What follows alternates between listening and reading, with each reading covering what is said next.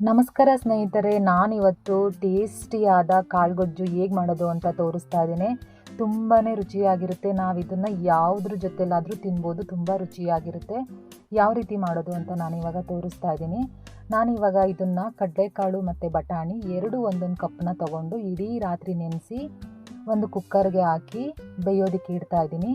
ಈ ಕಾಳುಗಳು ಬೇಯೋದಕ್ಕೆ ಎಷ್ಟು ಬೇಕೋ ಅಷ್ಟು ನೀರನ್ನು ಹಾಕಿ ಸ್ವಲ್ಪ ಉಪ್ಪನ್ನು ಹಾಕಿ ಕುಕ್ಕರ್ ಮುಚ್ಚಳನ ಮುಚ್ಚಿ ಸ್ಟವ್ ಮೇಲೆ ಇಟ್ಟು ಒಂದು 3 ವಿಷಲ್ನ ಕೂಗಿಸ್ಕೋಬೇಕು. ಇವಾಗ ಮಸಾಲೆಗೆ ಬೇಕಾಗಿರೋ ಪದಾರ್ಥಗಳು: ಒಂದು ಮಿಕ್ಸಿ ಜಾರ್ಗೆ 1 ಈರುಳ್ಳಿ, ಶುಂಠಿ, ಬೆಳ್ಳುಳ್ಳಿ, ಚಕ್ಕೆ, ಲವಂಗ, ಸ್ವಲ್ಪನೇ ಕಾಯಿ ತಗೋಬೇಕು. 1 ಟೊಮೆಟೊ ತಗೊಬೇಕು. 1.5 ಸ್ಪೂನಷ್ಟು ಧನಿಯಾ ಪುಡಿ ತಗೊಂಡಿದ್ದೀನಿ. 1 ಸ್ಪೂನಷ್ಟು ಖಾರದ ಪುಡಿ ತಗೊಂಡಿದ್ದೀನಿ. ಇದಕ್ಕೆ ಸ್ವಲ್ಪ ನೀರನ್ನು ಹಾಕಿ ಗ್ರೈಂಡ್ ಮಾಡ್ಕೊಂಡು ಬರೋಣ. ತುಂಬ ನುಣ್ಣಗೆ ಗ್ರೈಂಡ್ ಮಾಡಬೇಕು. ಇವಾಗ ನಾನು ಕಾಳುಗೊಜ್ಜಿಗೆ ಬಾಳೆಕಾಯಿ, ಆಲೂಗೆಡ್ಡೆ, 1 ಈರುಳ್ಳಿ, 1 ಟೊಮೆಟೊನ ಸಣ್ಣದಾಗಿ ಹೆಚ್ಚಿ ಇಟ್ಕೊಂಡಿದ್ದೀನಿ. ಕಾಳು ಬೆಂದಿದೆ. ನಾನು ಮಸಾಲೆ ರೆಡಿ ಮಾಡ್ಕೊಳ್ಳೋಷ್ಟರಲ್ಲಿ ಕಾಳು ಬೇಯಕ್ಕಿಟ್ಟಿದ್ದೆ. ಕಾಳು ಬೆಂದಿದೆ ನೋಡಿ. ಈ ರೀತಿ ಕಾಳನ್ನು ಬೇಯಿಸ್ಕೋಬೇಕು. ಇವಾಗ ನಾವು ಇದಕ್ಕೆ ಒಗ್ಗರಣೆ ಮಾಡ್ಕೊಳ್ಳೋಣ. ಸ್ಟವ್ ಮೇಲೆ ಒಂದು ಬಾಣಲೆನ ಇಟ್ಟಿದ್ದೀನಿ. ಸ್ವಲ್ಪ ಎಣ್ಣೆ ಹಾಕ್ತಾಯಿದ್ದೀನಿ. ಸಾಸಿವೆ ಹಾಕ್ತಾಯಿದ್ದೀನಿ. ಸಾಸಿವೆ ಚಟಪಟ ಅಂತ ಸಿಡಿದ ಮೇಲೆ ಕರಿಬೇವನ್ನು ಸೇರಿಸ್ತಾ ಇದ್ದೀನಿ. ಕರಿಬೇವನ್ನು ಸೇರಿಸಿದ ಮೇಲೆ 1 ಈರುಳ್ಳಿನ ಸಣ್ಣದಾಗಿ ಹೆಚ್ಚಿಟ್ಟಿರುವಂತಹ ಈರುಳ್ಳಿನ ಸೇರಿಸ್ತಾ ಇದ್ದೀನಿ. ಇದನ್ನು ಸ್ವಲ್ಪ ಎಣ್ಣೆಯಲ್ಲಿ ಬಾಡಿಸ್ಕೊಳ್ಳೋಣ. ಇವಾಗ ನಾನು ಟೊಮೆಟೊನ ಸೇರಿಸ್ತಾ ಇದ್ದೀನಿ. 1 ಟೊಮೆಟೊ ಫ್ರೆಂಡ್ಸ್, 1 ಟೊಮೆಟೊ ತೊಗೊಂಡಿದ್ದೀನಿ. 1 ಈರುಳ್ಳಿನ ತೊಗೊಂಡಿದ್ದೀನಿ. ಇದನ್ನು ಕೂಡ ಚೆನ್ನಾಗಿ ಬಾಡಿಸ್ಕೊಳ್ಳೋಣ. ಈಗ 1 ಆಲೂಗೆಡ್ಡೆ, 1 ಬಾಳೆಕಾಯಿನ ಸಣ್ಣದಾಗಿ ಹೆಚ್ಚಿಟ್ಟಿದ್ದೀನಲ್ಲ, ಅದನ್ನು ಕೂಡ ಸೇರಿಸ್ತಾ ಇದ್ದೀನಿ.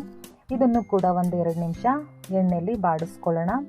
ಇವಾಗ ರುಬ್ಬಿರೋ ಅಂತಹ ಮಸಾಲೆನ ಸೇರಿಸ್ತಾ ಇದ್ದೀನಿ. ಮಸಾಲೆನೂ ಸೇರಿಸಿ 1 ನಿಮಿಷ ಫ್ರೈ ಮಾಡ್ಕೊಬೇಕು ಫ್ರೆಂಡ್ಸ್. ಇದು ಫ್ರೈ ಆದಮೇಲೆ ನಾವು ಬೇಯಿಸಿಟ್ಕೊಂಡಿರೋಂತಹ ಕಡಲೆಕಾಳು ಮತ್ತು ಬಟಾಣಿ ಕೂಡ ಸೇರಿಸ್ತಾ ಇದ್ದೀನಿ. ಇವಾಗ ನಾನು ಇದಕ್ಕೆ ಸ್ವಲ್ಪ ಮಿಕ್ಸಿ ಜಾರ್ಗೆ ಸ್ವಲ್ಪ ನೀರನ್ನು ಹಾಕಿ ಸೇರಿಸ್ತಾ ಇದ್ದೀನಿ. ಇದನ್ನು ಕೂಡ ಚೆನ್ನಾಗಿ ಮಿಕ್ಸ್ ಮಾಡಬೇಕು ಫ್ರೆಂಡ್ಸ್. ಇದನ್ನು ನಾವು ಮುದ್ದೆ ಜೊತೆಗೆ, ಅನ್ನದ ಜೊತೆಗೆ, ಚಪಾತಿ, ಪೂರಿ ಜೊತೆಗಂತೂ ಸಖತ್ ಕಾಂಬಿನೇಷನ್ ಅಂತಲೇ ಹೇಳ್ಬೋದು. ನೀವು ಕೂಡ ಟ್ರೈ ಮಾಡಿ ಫ್ರೆಂಡ್ಸ್. ಇವಾಗ ನಾನು ರುಚಿಗೆ ತಕ್ಕಷ್ಟು ಉಪ್ಪನ್ನು ಸೇರಿಸಿ ಚೆನ್ನಾಗಿ ಮಿಕ್ಸ್ ಮಾಡ್ತಾ ಇದ್ದೀನಿ. ಇದನ್ನು ನಾನು ಸ್ವಲ್ಪ ಗ್ರೇವಿ ಟೈಪಲ್ಲೇ ಮಾಡ್ತಾ ಇದ್ದೀನಿ. ಯಾಕೆ ಅಂದರೆ ಮುದ್ದೆ ಜೊತೆಗೆ, ಅನ್ನದ ಜೊತೆಗೆ ಚೆನ್ನಾಗಿರುತ್ತೆ ಅಂತ ನಾನು ಗ್ರೇವಿ ಟೈಪಲ್ಲಿ ಮಾಡಿ ತೋರಿಸ್ತಾ ಇದ್ದೀನಿ. ಇವಾಗ ನಾವು ಚೆನ್ನಾಗಿ ಮಿಕ್ಸ್ ಮಾಡಿ ಆದಮೇಲೆ ಒಂದು ಪ್ಲೇಟನ್ನು ಮುಚ್ಚಿ 10 ನಿಮಿಷ ಬೇಯೋದಕ್ಕೆ ಬಿಡೋಣ. ನೋಡಿ ಫ್ರೆಂಡ್ಸ್, ರೆಡಿನೇ ಆಗೋಯ್ತು. ಎಷ್ಟು ಸುಲಭವಾಗಿ ನಾನು ನಿಮಗೆ ಕಾಳುಗೊಜ್ಜನ್ನು ಮಾಡಿ ತೋರಿಸ್ತೆ ಅಂತ ನೋಡಿದ್ರಲ್ಲ ಫ್ರೆಂಡ್ಸ್. ಇದನ್ನು ಹಬ್ಬದ ಟೈಮಲ್ಲೇ ಮಾಡ್ಕೋಬೇಕು ಅಂತ ಏನಿಲ್ಲ. ನಮಗೆ ತಿನ್ನಬೇಕು ಅನಿಸಿದಾಗ ಮಾಡ್ಕೊಂಡು ತಿಂದರೆ ಆಯಿತು. ನಿಮಗೆ ಈ ರೆಸಿಪಿ ಇಷ್ಟ ಆಗಿದೆ ಅಂತ ತಿಳ್ಕೊತೀನಿ. ನಿಮಗೆ ಈ ರೆಸಿಪಿ ಇಷ್ಟ ಆಗಿದರೆ ದಯವಿಟ್ಟು ಲೈಕ್ ಮಾಡಿ, ಶೇರ್ ಮಾಡಿ, ಕಮೆಂಟ್ ಮಾಡಿ, ಸಬ್ಸ್ಕ್ರೈಬ್ ಮಾಡೋದನ್ನು ಮರಿಬೇಡಿ.